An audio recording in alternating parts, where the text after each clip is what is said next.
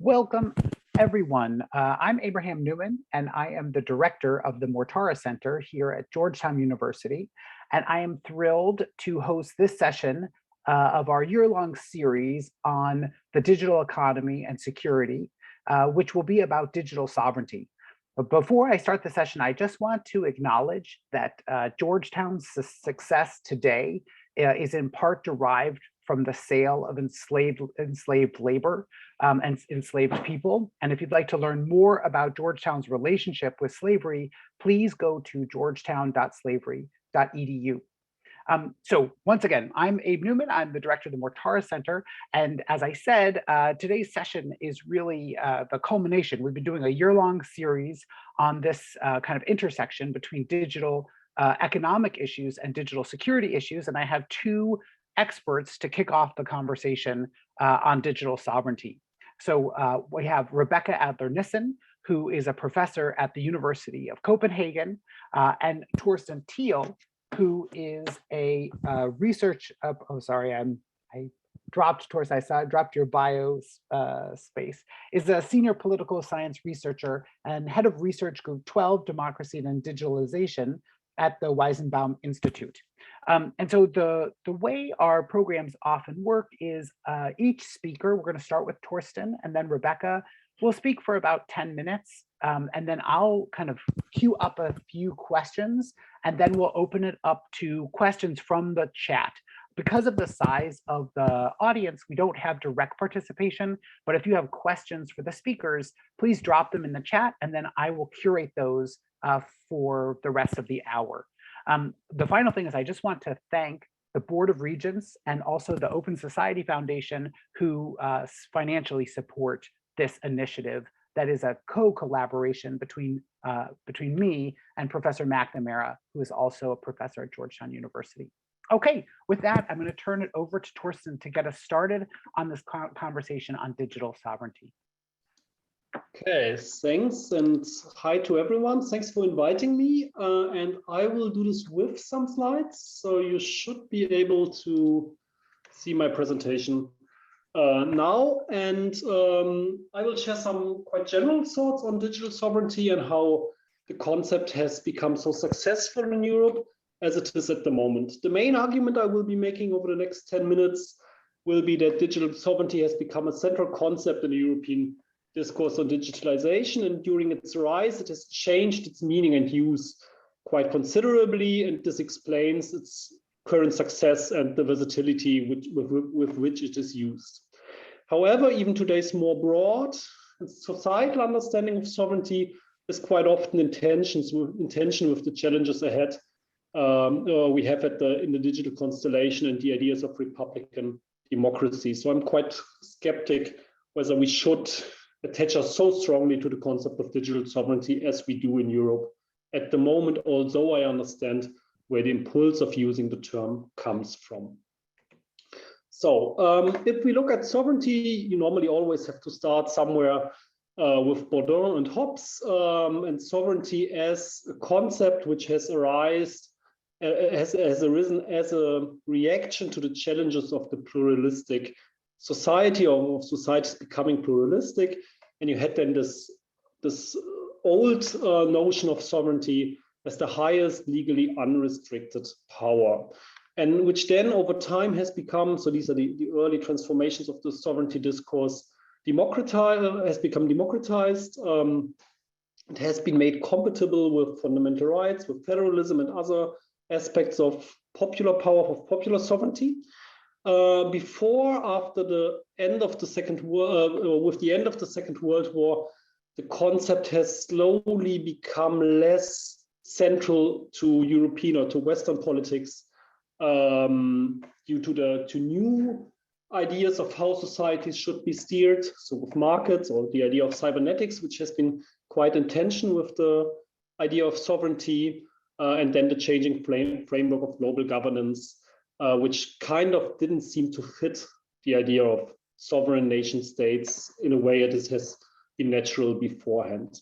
And I think in this, so in the early 1990s, we had the situation that sovereignty seemed to be a concept which had to be abandoned And then we have this push of digital sovereignty coming back. And I think this is where you can start the tale of digital sovereignty.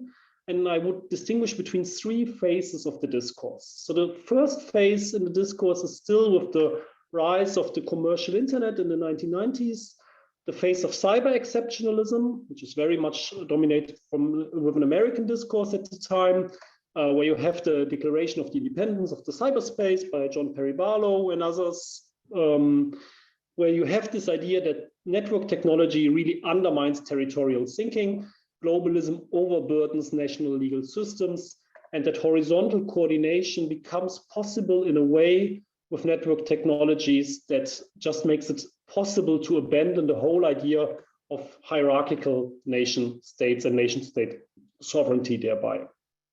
This very utopist and quite naive version or understanding of the possibility to leave sovereignty behind has then quickly been countered by more realistic perceptions, which can be subsumed under this label of bringing the state back in. We saw the commodification of the net, the rise of the early rise of the platforms, the changing possibilities to administer the net. We have the early writings on who controls the net by Tim Wu, for example. And we saw already in China in the early 2000s the discourse on sovereign and a separated internet, which was long thought to be impossible by Western powers and Western thinkers. And we also have then in the second half of the first decade of the 2000s a rise in discourse on cybersecurity and critical infrastructures, which is also quite often used under this frame of statehood and the importance of statehood. And this is then kind of has been overturned, at least in Europe, with the discourse on digital sovereignty, which has become especially strong from 2013 on, and then another push in 2016 happened. So this is all rough, obviously. In this late push, so there are three, I think, driving forces, where in Europe, the discourse started to be about the loss of sovereignty, which has to be countered by establishing digital sovereignty.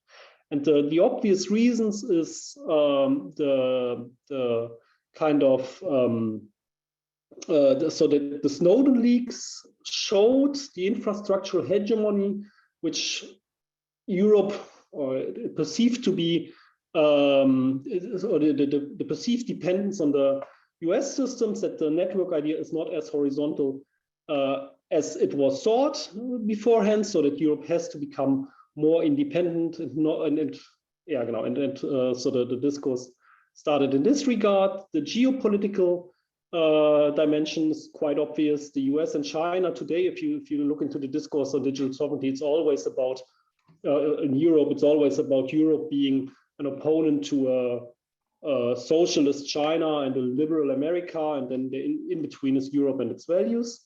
And you see the rise of the quasi-sovereigns, how they are sometimes labeled in the German discourse at least.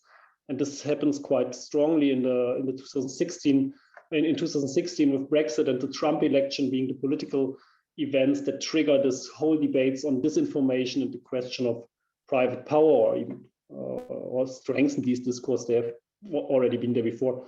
But these events kind of drive the discursive move towards digital sovereignty. And it's interesting to look a little bit closer what is meant by digital sovereignty. If you look into the German discourse, the meaning is very, very much on individual autonomy. So sovereignty is not about state sovereignty in quite a lot of discourses, but it's more people being independent from diverse forces, mostly platforms, corporations, and others. Today, it's also often data sovereignty, not so much digital sovereignty. Data sovereignty also does play a huge role and fits with an older line of data protection in Germany. In France, the discourse is more about strategic autonomy, so states also being able to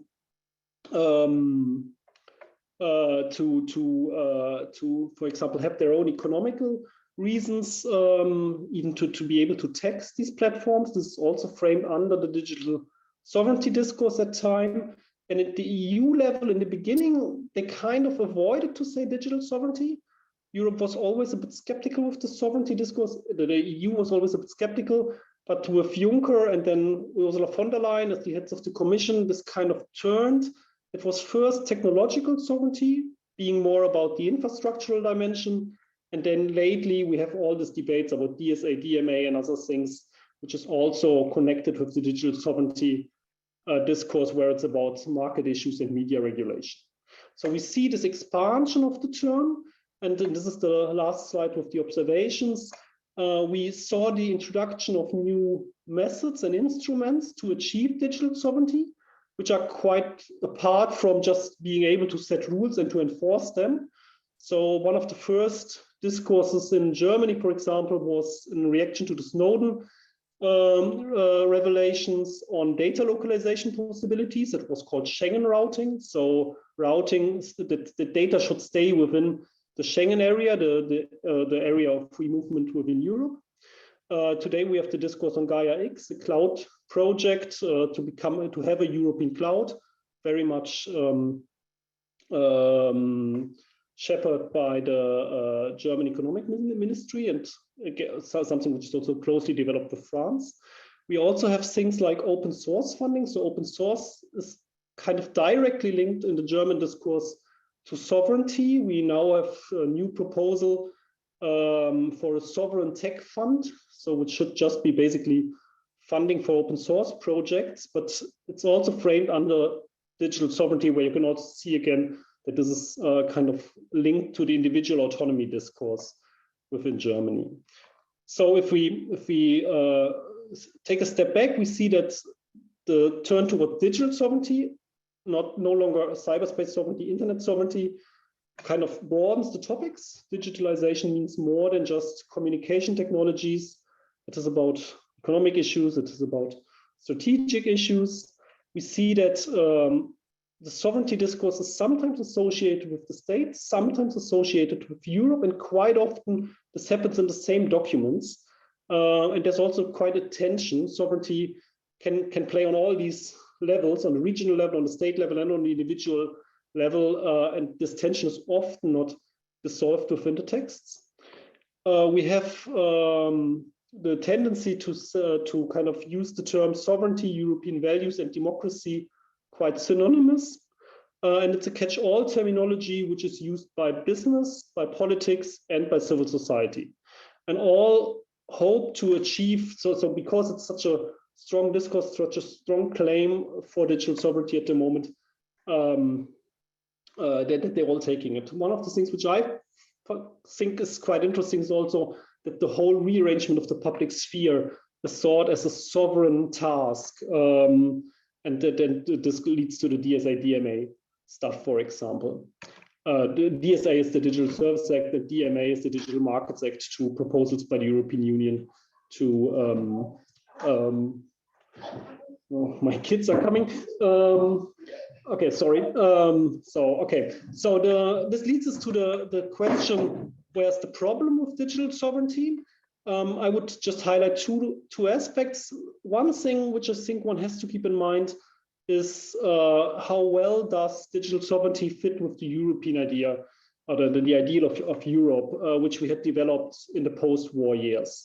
And in the 90s, we had quite a strong discourse on Europe as a post-sovereign order, the whole idea of Europe having abandoned with sovereignty, with different concepts like pooled sovereignty sometimes, but also being a political order which is democratic because it is not sovereign, but always has to compromise. In the digital sovereignty discourse, I think we see a strong resurgence of Germany and France as the players who really enforce this discourse and who really use it because it also fits with their regulatory ideals of society.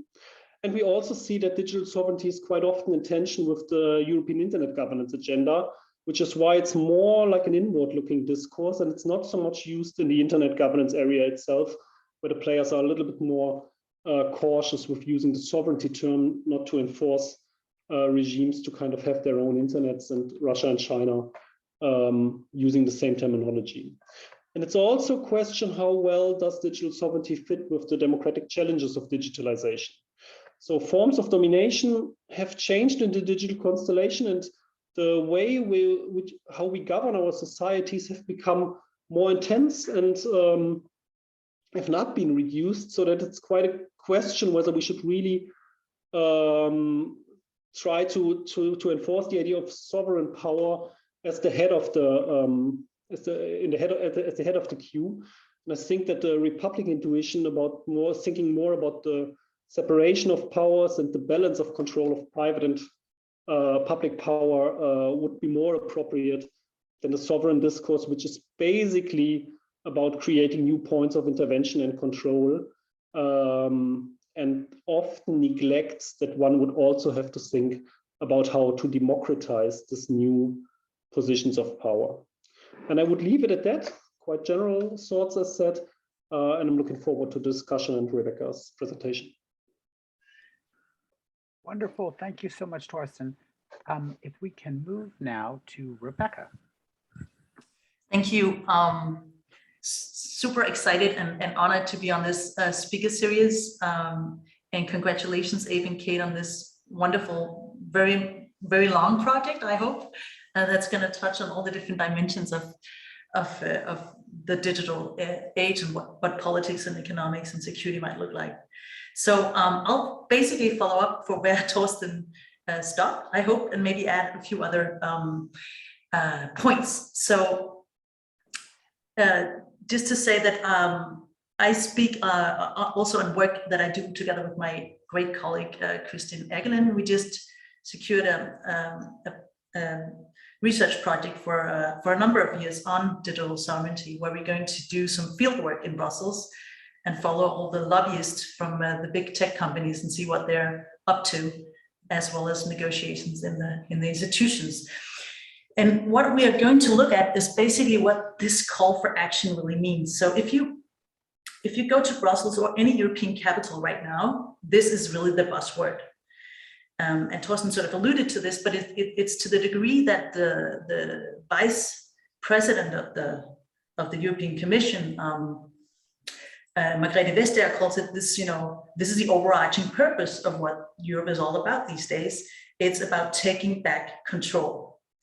And I think we as scholars of international relations should pay really close notice to this, because I think we're set for a quite bumpy ride. Because who is to be sovereign? Is it the state? Is it the economy? Is it the market? And who's going to deliver that sovereignty?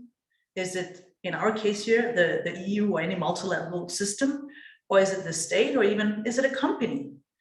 And the first problem is, of course, that Europe is late to the game, in a sense. So you could say that China has already played that digital sovereignty game for many, many years, not just with the Great Firewall and data localization, but also realizing, as Europe, that Snowden revelations make clear that data flows in ways that governments, authoritarian or democratic, may not like. But Europe's battle is really not as much, I would say, with China as it is with the US. So this is really a response to the idea that if Google turned off, switched off tomorrow all its services in Europe, what would we do?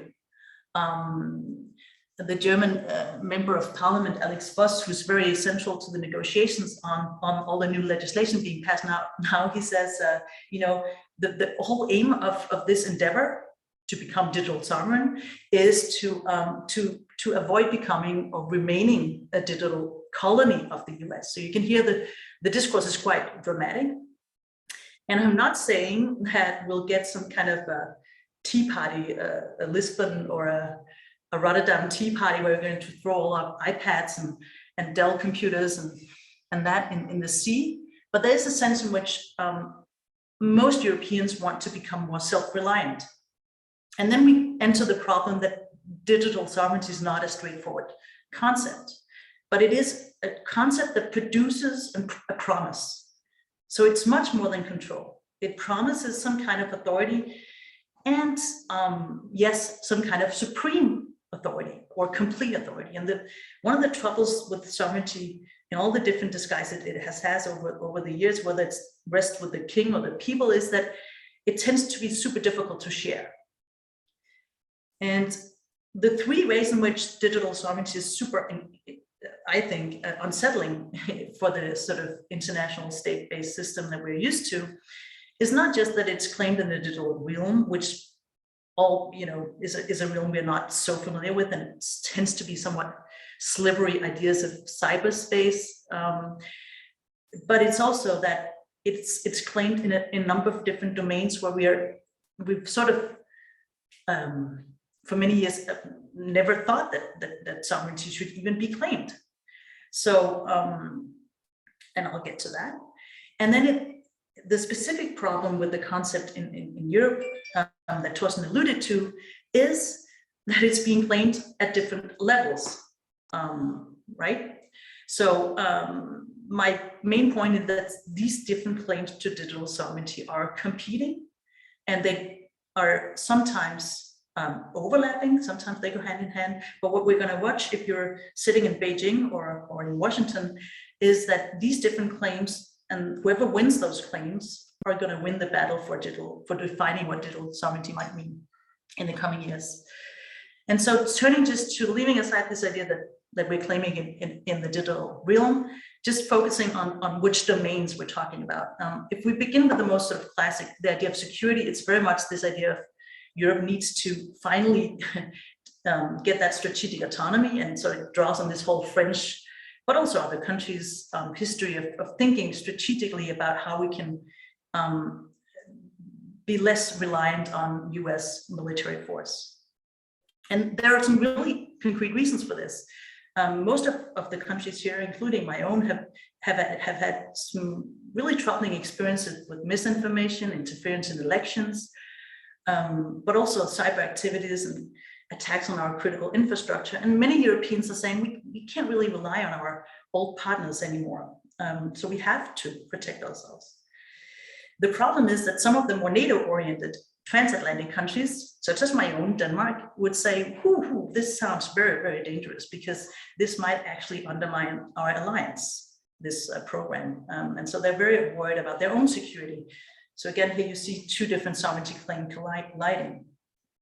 If you move to the market, this is really where there's a lot at stake, because the growing idea that Europe needs to protect its 500 million customers is growing quite fast. So the idea that we have depended too much on Microsoft, that it's about time that we don't pay 178 million euros, as the German federal ministries did to Microsoft just in 2020 in fees, it should be over. So we need to develop, as Macron would say, our own industrial champions, right? These bigger companies that can be our Google, our, and this is indeed now getting grounds. The idea is we should compete with Chinese and American firms, and we don't have any of those firms. So from small or medium-sized member states of the EU, Netherlands, Denmark, etc., but also smaller countries to the south and to the east, they're afraid that this is a purely German Franco endeavor. So the Gaia X, the semiconductors, the microchips, batteries, cloud computing that Thorsten also mentioned, this is basically Danish taxpayer money going into funding bigger firms in France and Germany. I'm caricaturing a bit, but this is the discourse, this is the tension that's actually at stake. So liberal countries are worried about a protectionist agenda behind this industrial endeavor. Okay, so to put it sharply, some countries might actually prefer being an EU colony, remaining or a colony of Microsoft, rather than this. And there's another worry, that is that these new industrial champions funded by EU money may not be as competitive after all.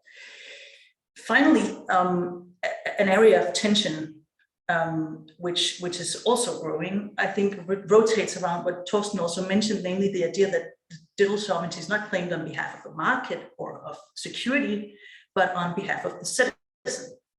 And this has been maybe the most sort of powerful claim, that now the citizen takes back control. We know this from the GDPR, the data protection laws, but it's grown to be a much more bigger agenda. So This resonates with the idea of human rights and data portability, but it also, if you look at the Digital Services Act, which is currently being negotiated, it's front and center. So there are basically two purposes of this new legislation. One is to create a more level playing field for companies that provide digital services, and the other one is basically to protect fundamental rights of customers. So again, there's tension within the legislation, but the problem is that across these different member states, 27, we have different cultural or social histories of how to regulate an online sphere or the public sphere. And so you've seen a situation where Germany and France, for instance, and other countries have pushed their own online platform laws at the same time as the EU was negotiating. And so you have, for instance, in France, this very controversial loi, which is about taking down harmful speech, hate speech, which sort of doesn't square perfectly with the Digital Services Act. And you have other countries that find other things are offending. So here we really enter into a realm that we wouldn't think a few years ago that Europe would be part of, right? So again, key legislation is going to be passed in the coming years. Some of these different claims are actually going to undermine each other. So a claim to protect the citizen from online speech is also going to maybe take away some of that free speech rights that you would otherwise have, and help to build your own chip company. Microchips, which is the very big agenda right now, might undermine the competitiveness or the welfare state in some countries. That is at least a claim. So you have competing claims about what digital sovereignty should mean at different levels and across different domains. And just to end up, what should we do about that? Well, first of all, we need to follow this debate very, very closely. And second of all, I think this requires a number of different disciplines. So both international relations and sociology, but also political theory really comes front and center, because these are battles over what kind of political order we would even want to have, not just in Europe, but also something that's going to affect our security constellations and our economy across the world. Great, thank you so much, Rebecca. I wanted to pull out just a few themes that I thought came across both of your talks. One of them is kind of, first, what are the stakes involved in having a global digital society and the tension involved? And there, I think, on the one hand, you have these surveillance concerns. You know, if another country is providing your communication backbone or your, data management, then what are the risks to your ability as a state to operate in an autonomous way? And, Europe has clearly felt that with the Snowden revelations, but I think that's also at the heart of the 5G debate in the United States about should China be providing it. So we have the surveillance stakes. And then the second is the value added conversation, which Rebecca was getting at, which is, can you be a developed country anymore if you do not own a piece of these firms? And so, I think that's where, China maybe has finessed the issue. They grew their own firms, because they kept everybody else, but Europe is really worried about that. So there's the stakes question. Then there's the, who is the sovereign? If we're going to reclaim this sovereignty, and there, I think the presentations give these, it's really complicated. Is it the state? Is it the firm? Is it the data of the individual? Where we should, who is making this claim of control or autonomy? And then the third thing is, I think, how do you solve it?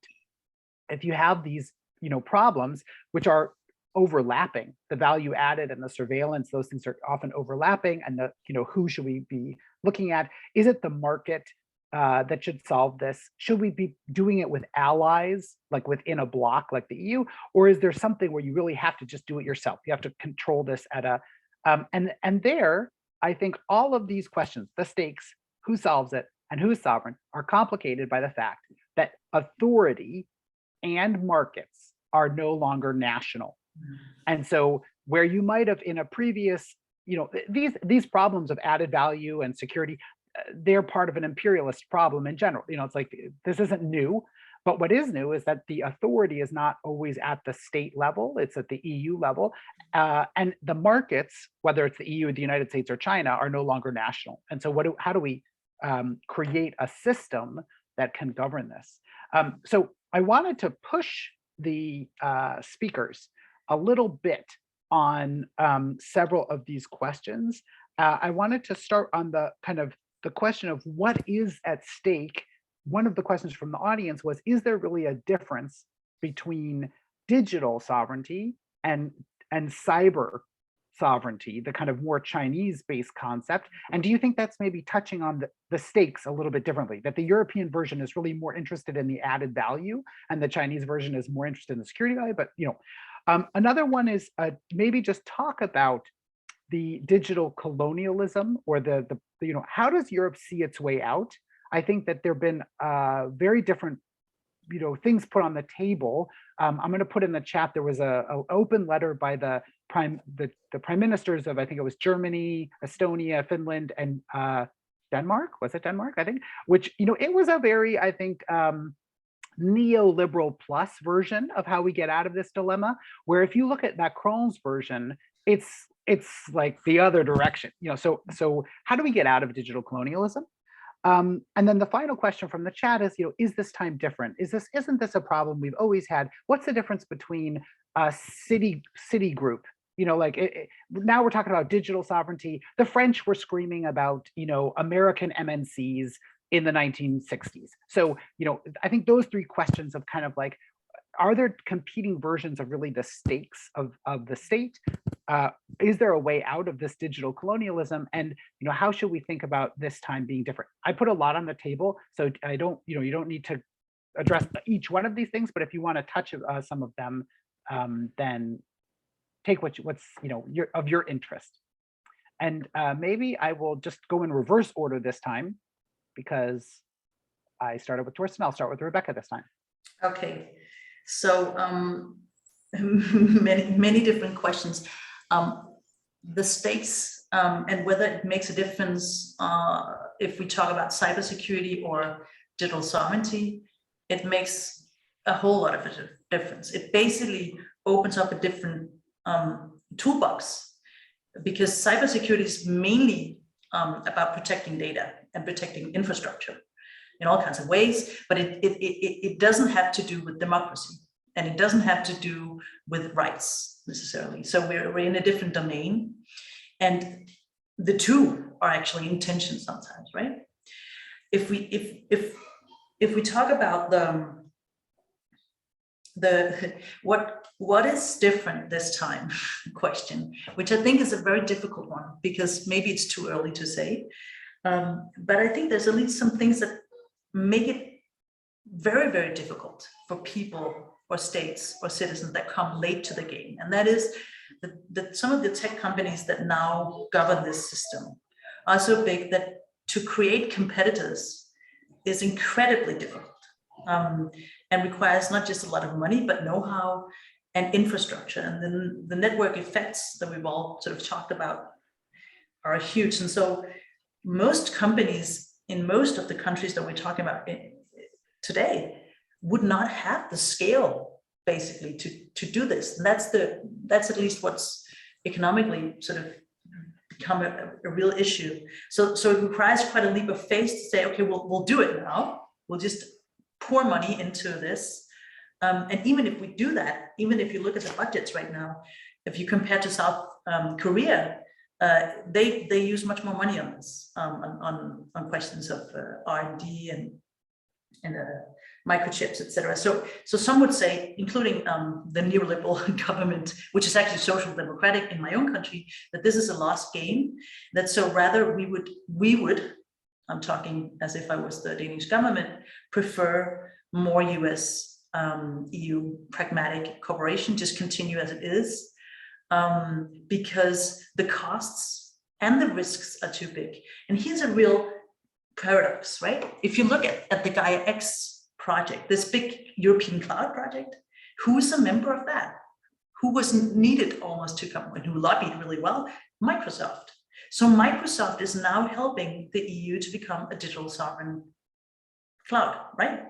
I mean, that just tells us something about the kind of issues that Europe is facing.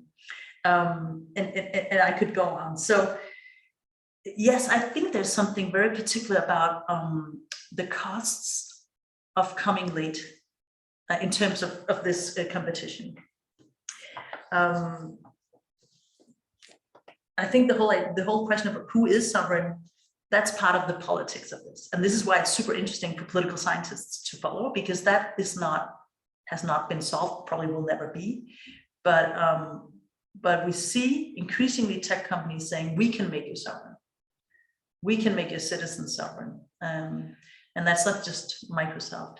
And just the last thing on intelligence, and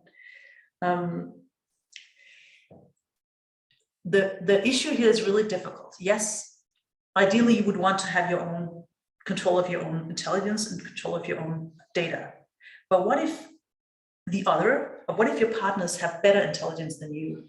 Then data sharing is crucial for your national security, and a number of countries depend totally on this on the US on this issue. So here there's like, damn if you do, damn if you don't. You know you're being surveyed, but if you don't, you're also going to lose access to crucial information that you're not able to retrieve yourself. So that's a real dilemma here. Great. So I will just add a few thoughts because I very much agree with everything which Rebecca said. And I'm also trying to add some small things to all of the 3 points. The question on digital sovereignty and cyber sovereignty, I think it's mostly answered, but what I always thought of being interested in the German case, for example, is that with the shift from the internet being the object where we had to regulate, to the digital, which is the object which should be regulated, kind of also included new players and a completely new perspective. For example, you still have something in Germany called Netzpolitik, so the politics of the internet. And this has quite a strong liberal arm. The civil society actors are using this terminology, and all of the German parties in the parliament had something called Netzpolitische Beauftragte, so people who are responsible for net politics. And these were people for digital rights, for things like this. And this has shifted over the last years towards the term digital. Now we have Digitalpolitische Sprecher, so people who are responsible for digital politics. And those are people who are responsible for development of digital firms and things like this. So the move towards the digital as a catch-all term for all things which have to do with communication kind of puts most things into a business direction, which then adds to the cyber dimension, which at least in the German discourse is only used with regard to security and other issues like this. It's no longer used in the broad term of the cyberspace in the 1990s as a virtual room. It's really only the cyberspace as an area of action for foreign politics. The second thing regarding the colonialism question, what I think is interesting is that we have this very critical thematization of dependencies. There is, for example, a book, there is the idea of data colonialism by Nick Coldry and someone else who have also written a book on the cost of connection.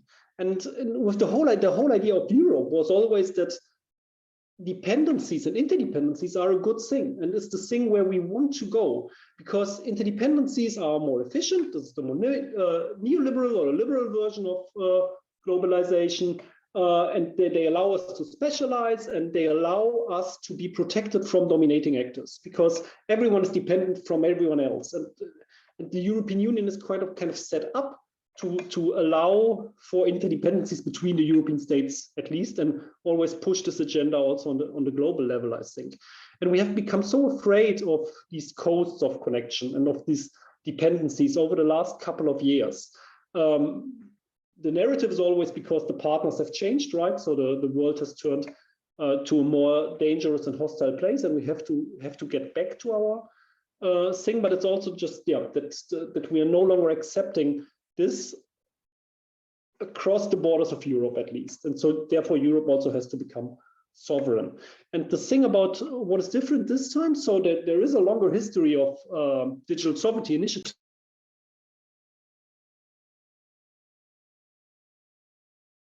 Thorsten, I think you muted yourself in mid, just randomly happened. Sorry, I just posted into the chat a link of a history of digital sovereignty initiatives, which starts in the early 1960s. And these are mostly, so if you look at it, these are mostly business initiatives. It's always the main idea that we should have European competitive actors against other actors. So we should work together to become more visible in the field of electronics and computer politics and things like this. But they mostly fail. And now we have Gaia X, for example, which is again an attempt. And the interesting thing about Gaia X seems to be that it started out as the more concrete idea of a European cloud. So also it was at least imagined as some version of a hardware project. And now it has become a regulator, or mostly a regulative issue, a standard setting body, which therefore allows to Palantir and Microsoft and all to become members of the thing, because it's just about European standards, because Europe is so much better at establishing standards than at establishing champions or industrial champions. So this is also an interesting thing, that the long history of failed attempts to create economic champions in this realm kind of leads to a different strategy, which makes it more necessary to have the sovereignty term, because sovereignty is about the entity who is able to regulate, I think. Great. So let me I want to pick up right there and kind of, there are a bunch of questions in the chat, which I think go to this, will help reveal what's happening with digital sovereignty, which is, for a long time, Europe had a model of dealing with, it wasn't just digital issues, but many issues, which was a regulatory model of governance, which was to say, we'll use the internal market to project our values into these companies that are doing things in our markets. And so, some of the questions were about, is this about control or values? Is this about ownership or regulation? Is it about that the firm is a Faustian bargain? But traditionally in EU politics, you dealt with that by externalizing your rules globally. So, GDPR, the privacy regulation is probably the quintessential example, but there's many other examples of this, and the US does this all the time too. We say, if you're going to list on our stock exchange, you have to follow these rules, both in terms of surveillance and in terms of values. So is there something that's just failed about that model, or is digital sovereignty an extension of it, or is it in contradistinction? Can we think about this as something new that the EU is doing, or it's just several people in the chat said it's just packaging. It's just like, now we're environmentally sovereign. Now we're, militarily sovereign. We just want to be sovereign. So is it a catchphrase? And then the final thing, which I want to put on the table is, does it require Europe to fundamentally change what it is in terms of how it relates to firms? And this was one of the positions in the chat, was without a venture capitalist infrastructure in Europe, you're never going to be able to do this. And so, or is there some other model of how we get to this ownership control structure that differs, and that Europe could invent? Europe could, China did it because they just closed off their market. It was a very, standard game in ISI-based competition. But Europe doesn't usually, it's against its internal DNA. So is there some other model than the copy the Americans that Europe is coming up with? Okay, I'm going to turn it over with those comments. I want to throw in Frédéric Morin's his provocative comment, which is the French are winning in Brussels, and so forget about all these other things. They've already owned this this space, as maybe the final thing to talk about.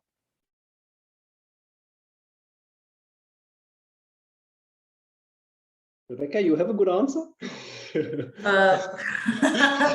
No pressure. So I think a good way of illustrating this question of whether this is just repackaging or whether this is this agenda is mainly about regulating, just this, is this GDPR 2.0, just with other words, is to look at the two big pieces of legislation currently on the table, so the Digital Services Act and the Digital Market Act, because here you can clearly see that it's not just that. There's definitely regulation, so there's definitely lots of standard setting, and there's no hiding. The Commission doesn't hide that they hope that all the rest of the world will look at this and say, wow, beautiful legislation, let's copy that. But also it has a different dimension, because it does protect the single digital market in a different way than previous legislation, because of the threshold argument. So if you are a very big player, you have to live up to different rules, basically. And there are these words such as gatekeepers. There's a different understanding of what the digital market looks like, or at least with the competition hat on, they're looking at, okay, there are reasons to be worried about Facebook playing too big a role. And so really what's at stake here is, for some, is to create a digital market where some of these big players play by different rules when they're playing in Europe. And that's a little bit more than that, because to some degree, the hope from some of the legislators was that would actually make it impossible for Facebook, for instance, with its current model, to operate, to harvest the kind of data that they've done.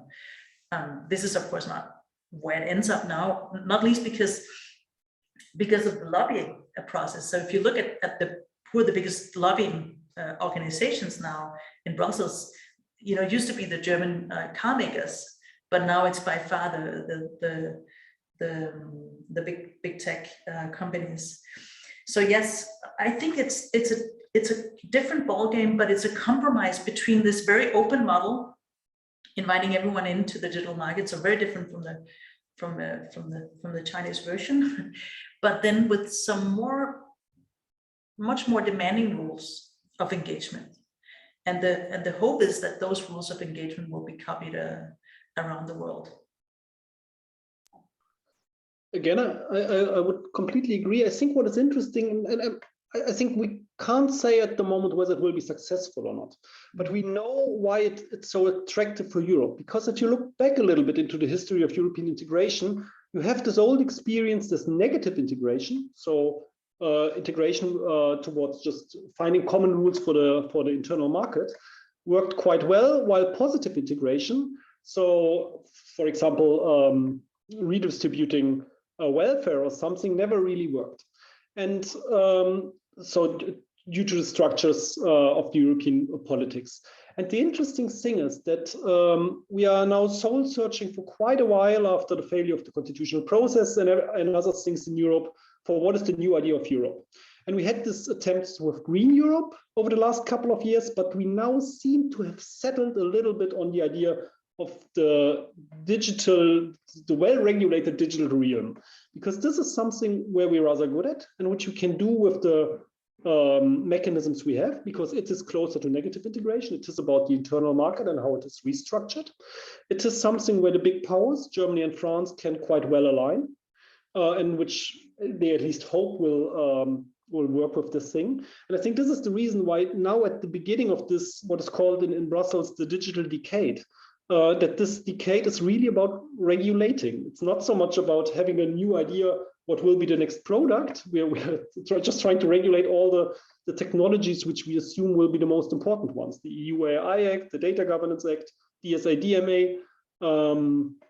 So I think this is kind of which makes it so attractive and which makes it quite likely that we will at least try for a few years to follow the strategy, no matter whether we will really succeed in establishing, for example, a venture capital thing, which I do not see at the moment. Yeah. So we only have a few minutes left, and I wanted to just put a last few kind of issues on the table. One of them is about, is there a space for a transatlantic bargain in this domain, particularly with China and the companies that are, Chinese companies and the threat that they might pose? But can it be done under the umbrella of digital sovereignty, because it seems almost contradictory. You can't have digital sovereignty, in a transatlantic space, but is there some way to bridge those together? Another will be just to kind of think about there's a question in the chat of the Digital Single Market Act and the DMA and the DSA. Are they just extensions of, they're just dressing up of competition law and things that have already been there, or is there going to be something new? And I think that in particular, there's been a lot of debate recently about there being watered down by lobbying from Amazon and all of these companies. And so maybe just if you could speak a little bit about where is this debate going? Where do you see it going in the next 5 to 10 years? And then finally, I think the question of, is there particularly an opportunity to engage in a new conversation about digital sovereignty in the wake of what's been happening in Russia most recently? Like, will there be a convergence of conversations about strategic autonomy and digital sovereignty that will merge those two conversations in a more pronounced way? Once again, I put 3 randomly very different points on the table. Take up what you will, and then maybe you have 6 minutes to do it. So choose what you will, and then we'll wrap up the conversation. Do you want to go first? I can try. I will also be brief because I'm not an expert on all of the things, clearly. The question of the transatlantic bargain and whether digital sovereignty will stand in the way of it. I think this is one of the problems of the digital sovereignty discourse as it is framed right now, because Rebecca already said that quite a lot of people in Germany or in Europe identify the digital sovereignty discourse mostly with a reaction to the platform companies. So it's mostly an anti-American thing, and not so much the geopolitical competition with China, which is on the mind of most people. So it will always be hard to kind of reconcile the digital sovereignty narrative going strong in Brussels with the need for closer cooperation with America. This seems to be one of the problems. Regarding the question whether the DSA DMA will be able to be watered down. So obviously there's lots of lobbying, but I would say, as with the GDPR, there will be something coming out of it, and it will be more than one would have expected. I think in this field there's so much public pressure, and the European institutions, especially the Parliament, kind of pushes for this digital things because it's one of the things where Europe is good at, which really plays at the European level.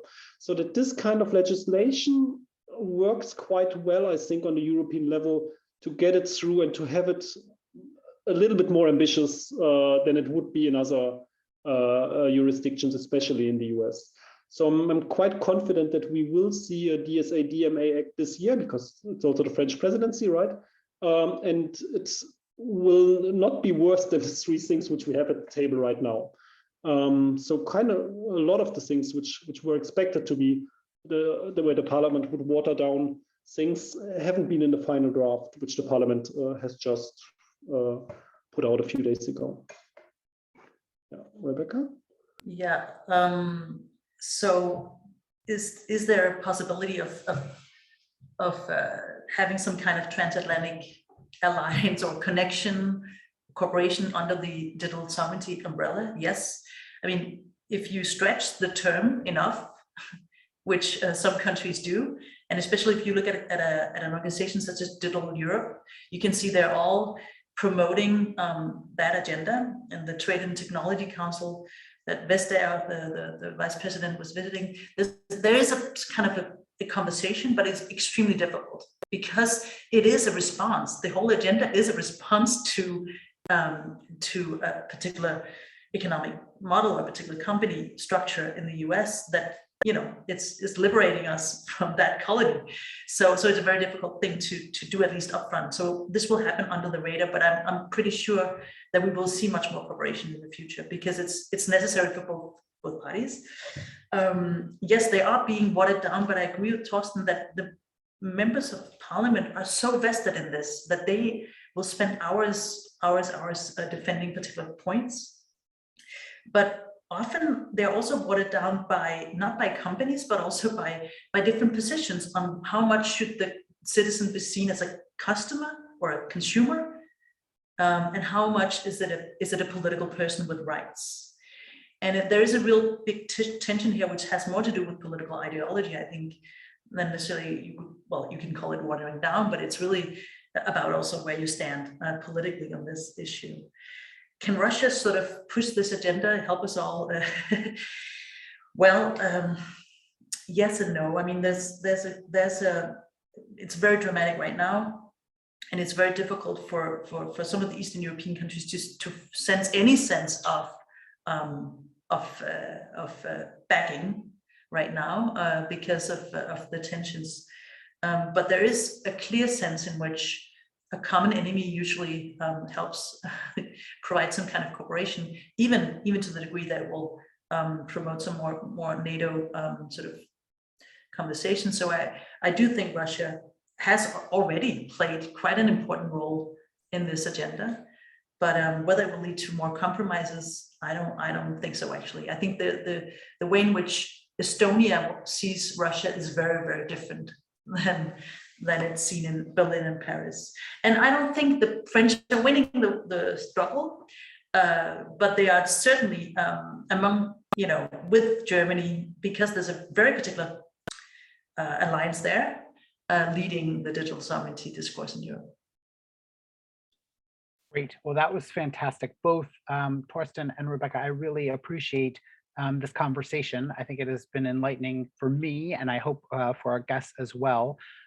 I wanted to just thank you again, and also flag to the viewers that we're going to have our final talk, which will be on February 17th, and it's going to be about digital standards.